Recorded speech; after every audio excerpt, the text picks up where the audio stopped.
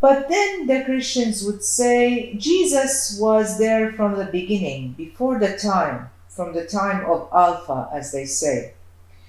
And there is a proof for that in John 8:58, when Jesus said to them, "Truly, truly, I say to you, before Abraham was born, I am." Now here is the thing. Because John believed in the Aqidat al-Ittihad, the unification doctrine, that everything is united with God, he believed that before the time, all the spirits were united with God. And there is another account in the Bible about this in Proverbs 8:12. He says, "I, wisdom, dwell with prudence, and I find knowledge and discretion. The Lord possessed me at the beginning." Look at that. The Lord possessed me at the beginning of his way. Before his works of old, from everlasting I was established, from the beginning, from the earliest time of the earth, like from the time of Alpha.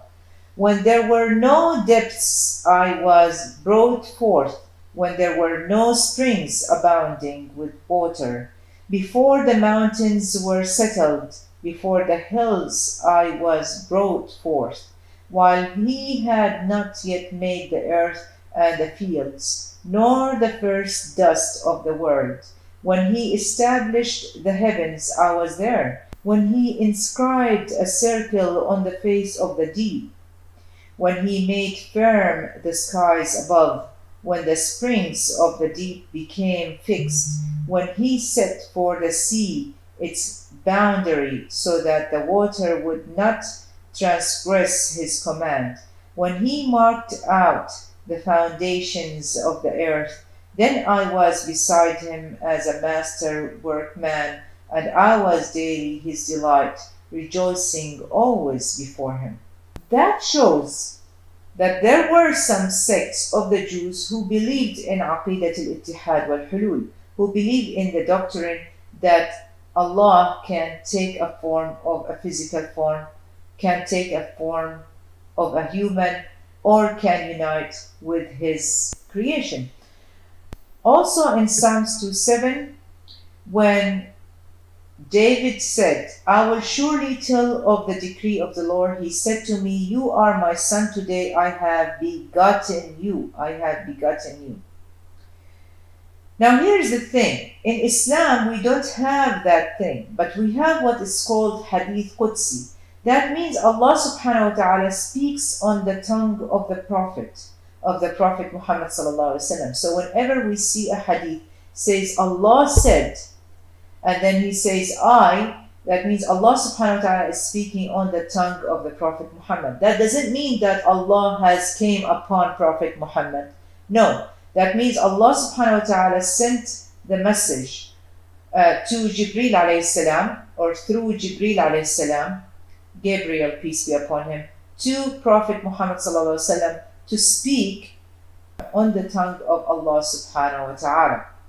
In the beginning of time, when Allah subhanahu wa ta'ala created all the souls, there is a story happened in the past, and it was from the beginning of the creation. Ibn Abbas reported the Prophet as saying, sallallahu alaihi wasallam, God made the covenant from Adam's back in Naaman, i.e. Arafah, and brought forth from his loins all his offspring whom he created and scattered before him like small ants. He then spoke to them face to face, saying, Am I not your Lord? They replied, Yes, we testify this. It was lest you should say on the day of resurrection, we were neglectful of this, or should say, our fathers were polytheists before us, and we were an offspring after them. Wilt thou destroy us for what the workers of vanity did? In this specific hadith proves that when Jesus said, before Abraham was, I was, that before Abraham was born, all the souls were created. And Allah subhanahu wa ta'ala created all the souls, including the soul of Jesus Christ. And so when Jesus said, "Before Abraham I was," this is actually an accurate sentence.